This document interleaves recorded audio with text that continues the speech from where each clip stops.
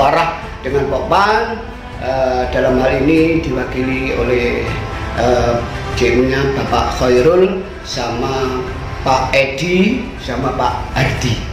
Ini merupakan saya matur nuwun atas pemerintah desa ini yang betul-betul berharga bagi saya karena beliau adalah jembatan kita untuk menuju ke fast track. Saya mohon dari perusahaan itu suruh untuk belajar ke daerah lain, ke kabupaten lain sehingga bisa mendapatkan ilmu yang seimbang yang bisa membuat orang itu menjadi berubah untuk menjadi lebih baik. Ini yang paling penting karena Pak Deta itu masih muda, karirnya masih panjang, yang butuh pemupukan dan butuh bekal dan ilmu untuk melangkah ke jenjang yang akan datang.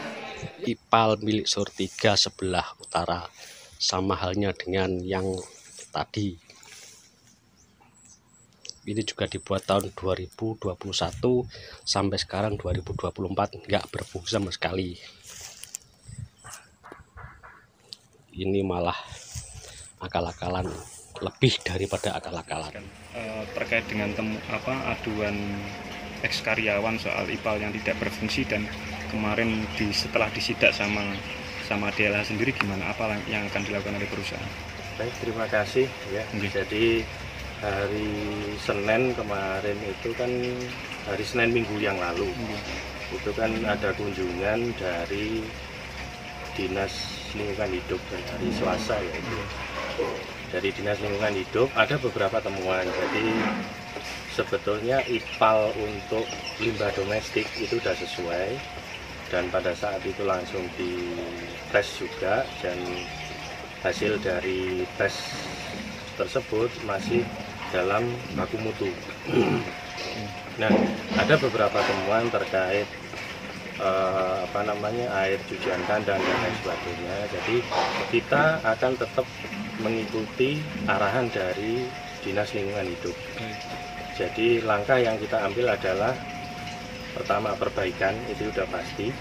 Dan dalam perbaikan itu kita teknisnya juga berdasarkan dari teknis Dinas Lingkungan Hidup. Kita tidak mau kita perbaikan asal-asalan yang nanti justru dampaknya akan lebih jelek terhadap lingkungan kita sendiri dan lingkungan sekitar. Itu yang kita ambil sampai saat ini dan itu sudah proses sedang berjalan. Ya, terkait limbah B3 yang temuan dari DLH tidak sesuai ketentuan itu gimana, Pak? Itu maksudnya jadi kita kesalahan pada packing. Jadi kalau untuk TPS B3 kita ada. Nah, cuman pada saat itu dari temuan LH bahwa packing dari limbah B3 itu memang harus dipisahkan berdasarkan spesifikasi masing-masing. Nah, itu juga kita lakukan perbaikan. Jadi sudah kita buatkan packing yang memang memenuhi standar dari yang ditentukan oleh LH. Itu yang kita lakukan. Berarti setelah itu berapa lama mungkin Pak proses perbaikan ini sampai kemudian? Mungkin bisa 2 bulan. 2 bulan gitu? Kalau untuk IPAL Mas IPAL, ya. Kalau untuk IPAL, kalau untuk B3 sih kita bisa langsung. Saat itu juga besoknya udah kita perbaiki.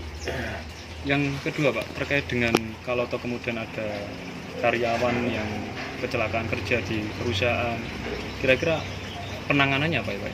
Ya, baik.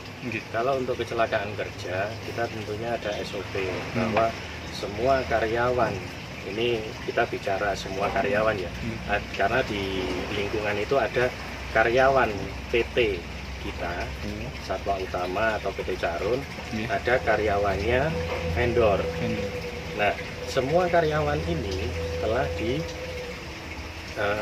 kita ikutkan BPJS. Jadi 4 program BPJS itu ada semuanya, termasuk kecelakaan. Tetapi seandainya ada terjadi kecelakaan di dalam lingkungan kita, maka yang paling utama adalah kita pertolongan pertamanya dahulu. Kemudian kita harus segera bawa korban tersebut ke rumah sakit untuk mendapatkan penanganan lebih lanjut. Nah, di rumah sakit nanti kita harus pastikan bahwa karyawan tersebut betul-betul sehat.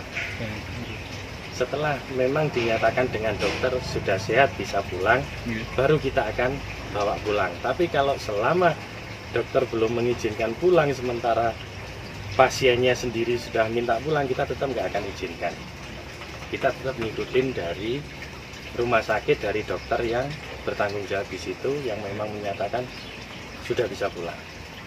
Berarti karyawan yang kemarin itu sudah keluar apa masih di rumah sakit? Sudah pulang. Jadi alhamdulillah sudah sehat. Jadi sore itu sebetulnya sudah sehat dan yang bersangkutan sebetulnya minta pulang, tapi kita tidak izinkan karena dari dokter sendiri masih butuh untuk observasi. Jadi kita tetap ngikutin apa sarannya dokter. Bagaimana ceritanya kok sampai bisa keracunan itu, Pak?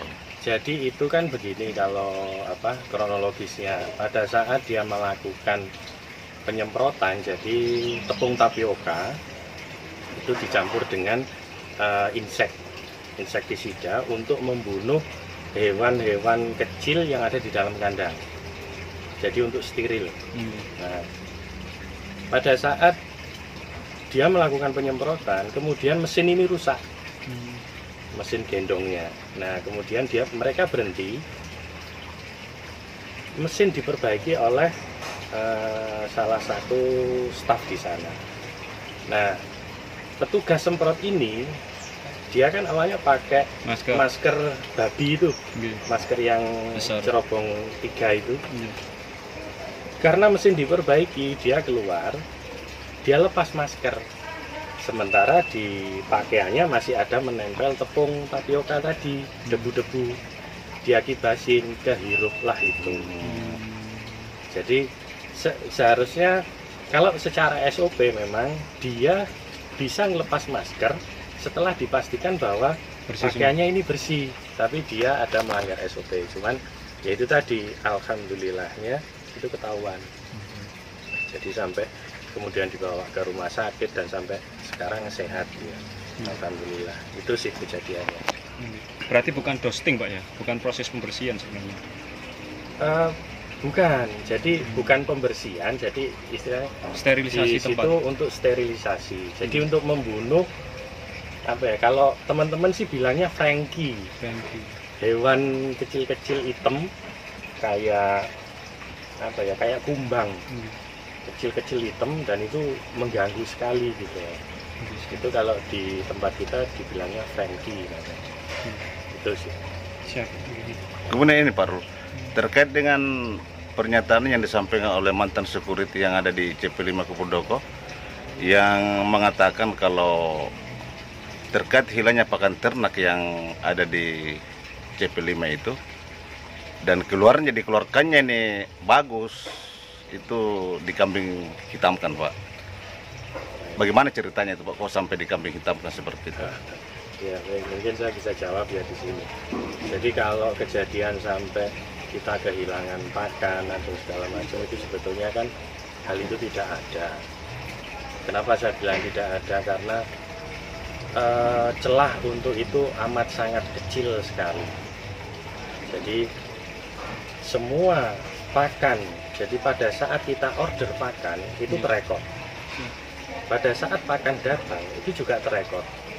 Dan pada saat pemakaian dihitung sampai hitungan gram itu terekod semuanya. Jadi kalau sampai kemudian ada yang bilang kita kehilangan pakan, tentunya dari recording itu tadi kita bisa telusuri ada yang aneh atau enggak kan. Dan setiap 1 minggu sekali kita itu ada kontrol pakan, kontrol stok segala macam. Kemudian 1 bulan sekali itu ada audit dari accounting. Dari accounting itu akan turun ke unit-unit untuk melakukan audit. 1 bulan sekali. 1 bulan sekali. Jadi itu. Nah kemudian kalau masalah yang di kambing hitamkan itu saya juga kurang paham. Mungkin nanti bisa langsung klarifikasi ke pihak vendornya atau perusahaan dari si Bagus ini dipekerjakan. Jadi yang jelas Bagus ini bukan karyawan CP5, tetapi karyawan vendor yang dipekerjakan di CP5. Ini kan bagus mengatakan Pak Rul kalau dia ini dikambing hitamkan sama Pak Sandi, termasuk Pak Dirta dan Pak Dinar. Dia merasa dikambing hitamkan melalui kakamnya, security-nya itu, melalui telepon dia dikeluarkan besoknya, seperti itu Pak Rul. Jadi kalau yang saya tangkap dari dari pihak SS, karena saya sempat koordinasi juga sama pihak SS, apakah betul berita itu seperti itu, bahwa pihak SS menyampaikan bahwa sebetulnya itu adalah penilaian kinerja dan tidak dikeluarkan saat itu juga, tetapi memang habis masa PKWT-nya. PKWT habis, yang bersangkutan sempat ditawari untuk dialihkan ke Pare sama ke Malang kalau tidak salah, yang dipegang oleh PT SS ini. Tetapi yang bersangkutan tidak setuju. Jadi bahkan bukti WA dari si Bagus ke vendor SS ini masih ada sekarang. Itu yang saya dapat dari PT SS. Kemudian Pak, kita kembali lagi ke karyawan ini atas nama Untung yang waktu mendatangi ke kantor saya mengatakan kalau Dirta Hadiwijaya ini itu tidak pernah berubah sikap, karakter dan tingkah laku kepada karyawan. Dan Pak Rul dulu pernah mengatakan ke saya waktu di Desa Balon Sari itu sama Banur Wahid, kalau Dirta ini sudah dalam pengawasan dari Pak Edi. Gimana tanggapannya Pak Rul? Kok Dirta sampai tidak bisa berubah ini Pak? Jadi gini, perubahan sikap atau perubahan perilaku itu pasti butuh waktu. Yang jelas semua itu saya serahkan kembali nanti ke pimpinannya masing-masing. Nah pasti nanti akan ada tindakan, entah itu tindakan terkait berupa teguran, lisan ataupun tulisan, kan disesuaikan dengan tingkat kesalahannya. Dan pasti seperti saya sendiri, saya juga nggak akan berhenti untuk meminta orang-orang di lingkungan PT Caron Pokpan semuanya bahwa kita harus saling mengingatkan bahwa bersikaplah dan berbuatlah yang santun dan yang sopan. Itu aja. Terus ini Pak Rul, ini Pak Dirta kan sudah sering kali ditulis sama teman-teman wartawan ini. Berawal dari meninggalnya Basori terkait masalah vaksin itu kan sudah berkali-kali ditulis sama wartawan dan termasuk saya. Itu kok sampai sekarang belum ada tindakan sama sekali Pak Rul. Jadi, apakah memang ini Dirta terlalu kuat di Jombang atau bagaimana Pak Rul? Tidak juga sih, tidak ada karyawan karyawan PT Caron yang merasa dirinya kuat di suatu perusahaan, itu tidak ada. Saya pun juga kalau saya berbuat kesalahan pasti saya akan dapat tindakan. Seperti yang saya sampaikan tadi, tindakan itu bisa berupa teguran, bisa berupa SP atau surat peringatan. Jadi yang jelas yang bersangkutan sudah menerima itu dari pimpinannya.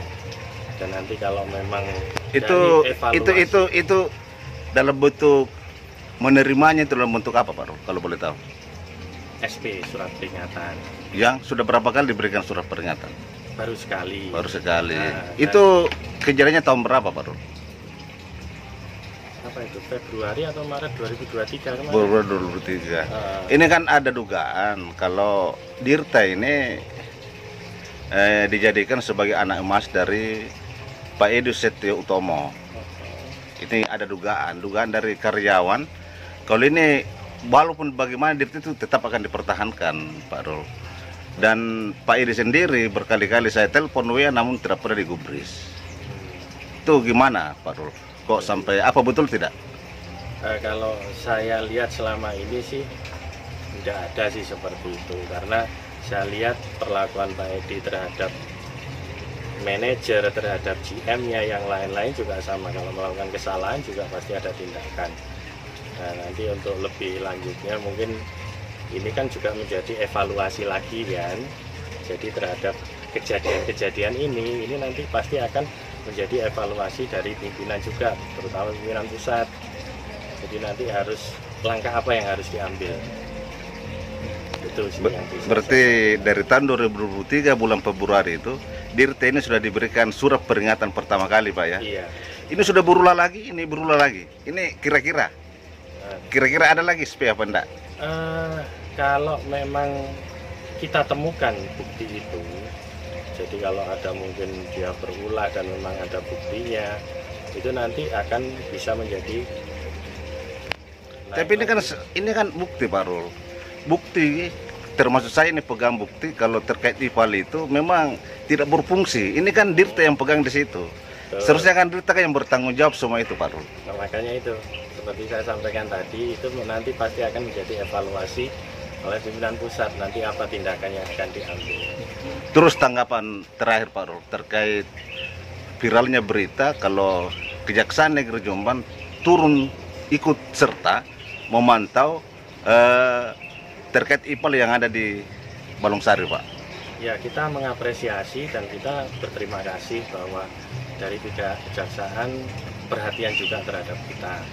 Artinya apapun yang diputuskan oleh Dinas Lingkungan Hidup, kita akan patuhi itu.